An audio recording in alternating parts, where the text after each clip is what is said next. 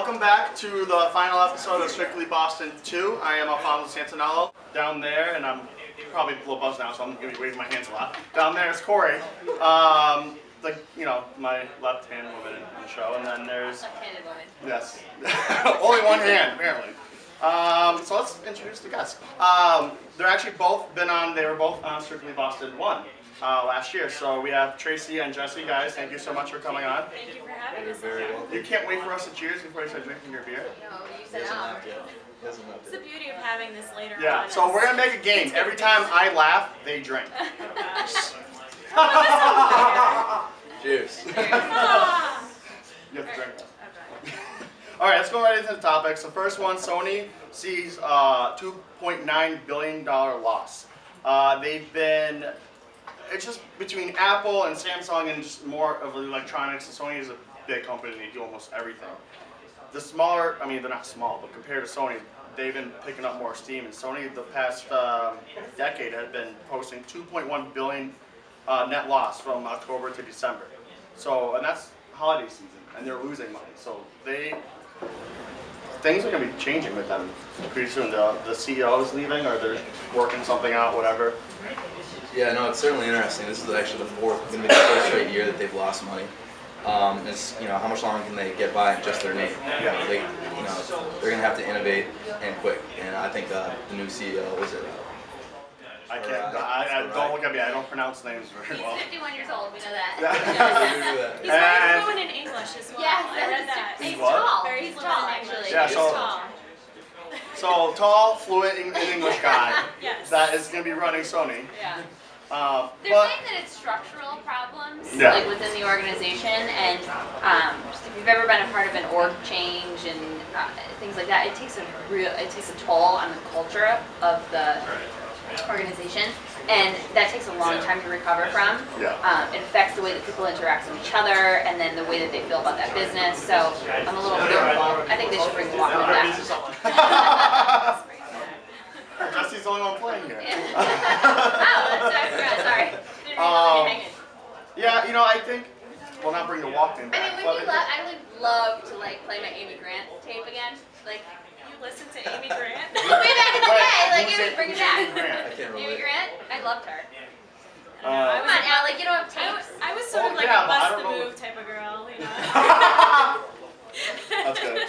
Oh, love it. All right, so let's go. Let's get into the next topic. So Microsoft always does this thing called the Imagine Cup. It's this big startup competition that challenges students from 16 to older to imagine, in quotes, imagine a world where technology helps solve the toughest problems. So this year is actually the first year they actually picked 4 startups, and they're going to be funding them. So, I mean, kids from 16, the 4 companies that they picked, one of them is called Skillbox, there's LifeLens, Connect, and Horizon. So each one has to have their own things. The first one, Skillbox, let's see, it's a wireless headset that translates audio recorded by teachers into sign language, then sends it to a computer. LifeLens, let's see. Apparently we're going to eat on the show now, too. Wasn't that the one It was that a word from our finds sponsor, a actually. disease in blood? It finds a disease in blood. Yeah. Yes. And Connect developed a piece of Connect-based software to ensure that children are keeping their correct physical therapy routines by sending analysis to their physical therapist. And then Horizon, hardware and software system that lets people don't have full use in their arms and use a computer. So I mean, it's not like startup like tech. I mean, it's tech, but it's more of how it's helping like an individual person, not so much as like giving a service or a product. Right. Yeah, I love the fact that a huge company like Microsoft is just, they started this awesome, truly awesome program, the Imagine Cup. And my company, campuslive.com, check it out, Whoa. was, That wasn't even a I plug. What suggested just that. happened? I don't even know what's happening. I blacked out, I think. We were actually lucky enough to be a part Do of we their have another program. sponsor? Wait. Oh, there's yeah, the word. it's Oh, there's our sponsor. .com? Yeah. We actually got a chance to work with the Imagine Cup, and we drove a lot of our college student audience into the Imagine Cup. We were able to get over 1,200 people to apply for the program, which is great. Yeah. They They, I mean, this is the first year they're actually funding for companies, so imagine like what's going to be coming up in the next coming years. I mean, they've been doing this, I don't know how many years now, they've been doing this for a few years now, but this is the first time they're funding for companies. It was just a competition before, so. Putting in $3 million. Yeah, $3 million, each team gets $75,000 automatically for capital, and I mean, yeah. Lastly, a Brooklyn-based design studio is teaching teachers how to own in on their image through branding. So teachers get a lot of flack of, they don't make enough money, they sit in the classroom, they don't work full hours, they have summers off, whatever. So technically their brand isn't very, it's not They good. don't have positive brand recognition Yes. when it comes to being a teacher. So- But they also don't have like a strong backbone either. I mean, they don't feel like the support like other organizations do. Yeah. So what this Brooklyn design company is called Hyperactive. I'll write that out. That's great. That was a good attempt. Spot on. Yeah. So they just devised this visual identity scheme that uses a metaphor of connecting the dots to portray teachers in a fresh, cheery light. So and in quotes by one of the guys, it says the visual language of these connected dots can be found in toys and letter tracing and classroom brainstorms on the whiteboards of innovators in maths, molecular structures, and beyond. Connecting the dots will allow us to create boundless visual language that celebrates teaching and learning it in a way we can all be proud of. So I think it's a good idea. I would never have thought to go in and rebrand a teacher. I don't know, I think it's a really cool idea that you're taking a profession and you're trying to rebrand it. But my problem with it is I feel like it's sort of a Band-Aid. It's like, okay, teachers are there and let's make them look better, even if they are terrible, and let's just put a Band-Aid over the whole situation and make them have this cool graphics and make the job look cooler. I know that they want to try to make, more better teachers come in by this, so I understand that, but for now, I don't know if it's going to be a success. No, you're absolutely right.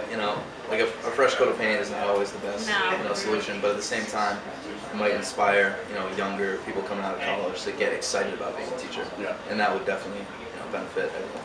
But I just think it's really interesting how they're taking something that's a job and turning it and branding it. Yeah. To me, I think that's really fascinating. How the teacher has always been like the apple, the cute little things, and they're trying to make this into this I don't know. Corporize it a little bit, like Exactly. It's So- trying to reinvent the whole thing. I mean, I don't think I picked the article because it was kind of interesting. It was just I had never thought of branding like the teacher as an industry and trying to rebrand them. So it was we'll see. I don't think much is going to change. All right, guys. Thank There's you always so hope. much. Yeah. Thank you so much for coming on. One last drink up. And this concludes our third round table for the I Boston. thought we were gonna cheers. Yeah, you have one Finish thing. it? I was thirsty.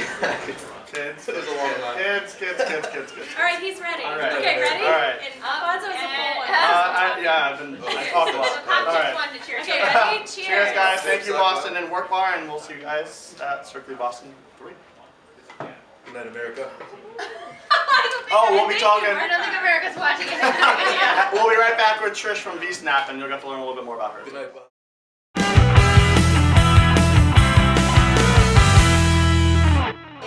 And welcome back. I am here with Trish Montanella of Vsnap. Trish, thank you so much for coming on. So, for the people that don't know, what is Vsnap? So Vsnap's this easy way to record and send video messages right from our website. And our kind of cool feature is the ability to attach things. So you can attach pictures, documents, sound files, whatever you like, right to the video message.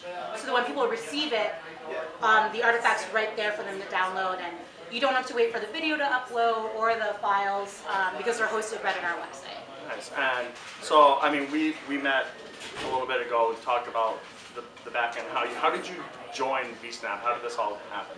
So it's in like a short soundbite version. Yeah. It's supposed to be like the long version. But I was actually ready to leave Boston. I had boxes packed, and I had tweeted about this event called Ruby Riot, which was this pay-it-forward networking event. People talked about, if you go, I'm a mentor, I'm looking for someone to be my mentee, or I'm looking to hire, and you add that on your name badge. So I've been tweeting about it with the hashtag, and my now boss saw that I was tweeting about it and said, oh, we should meet.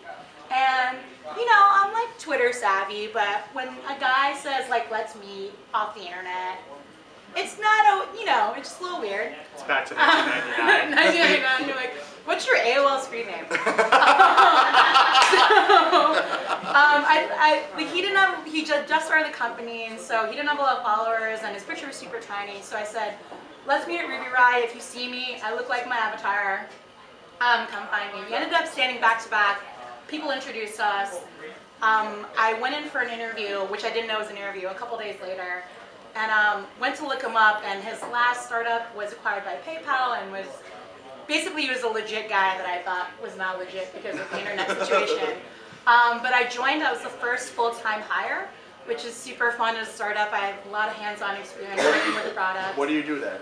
So I'm the community manager, but when you work at a startup, you kind of do a little bit of everything. So social media, marketing, I also document features and get to help design the product, which is really awesome. But basically being Vsnap's #1 fan, making video messages every day of my life. Yeah, I did send you one. Everyone gets Vsnap for me. I'm actually, That means so many things. yeah, that's yes. I record the welcome Vsnap, so anyone that signs up gets like a video message from me. Yeah. And it's just really important for us to, because we're very people that use our site are very customer centered. They want to communicate with their customers in a different, more personal way, and so it's super important for us to have someone like me and our CEO to always be communicating with people and have them know who we are, and not just, you know, contact info@vsnap.com. Yeah. My boss is Dave, and he tells people, send me an email, and you don't always see that from CEOs. They're like, wait a minute, Yeah. I'm gonna be like 45th in line. He's like, no, Dave@vsnap.com, that's my email. If you have feedback, you want to work with us, let us know, and we're super open and really into just getting people to work with us. So, and you guys you're currently getting into your beta mode now. Yes. So by the time this will be up, it'd be about maybe a week or so before you actually Yeah, get into beta. I don't know where the wood is, but I'm gonna knock on it. Because that's our startups role. We should be launching our beta within this month, and it'll be a new user interface. We're currently in our alpha, so it'll be a whole new look. You'll be able to watch and record on Android, iPhone, iPad. We want to make it a seamless experience for anyone that, you know, can watch videos, because we're going mobile these days, and Yeah. so it's really cool that we have the web, but it's better that we're going into mobile too. So what's the website? So it's vsnap.com, vsnap.com. We're on the Twitter, which is also Vsnap, and then Facebook is Vsnappers, sort of like video salmon. I don't know what I'm talking about. Yeah. Well, first time I saw, so Vsnappers is like what we call the community, people that actually make Vsnaps. But when I saw Vsnappers, it made me think of fish. Anyway, it's Vsnappers on Facebook. Great. Yeah. Well, check them out, and make sure you sign up for their beta version. And Trish, thank you so much for coming on. Yeah, my pleasure. And this concludes Boston, Strictly Boston Week. So we will... We will be back. If anyone ever wants to come on a show, email us at info@strictlybusiness. It'll be going to me. It won't be going through 45 people. But we're more than happy to come back again, and as long as we start getting more people that want to come on, then we'll come back. So guys, thank you so much. And yeah, now I can go have a beer. So bye.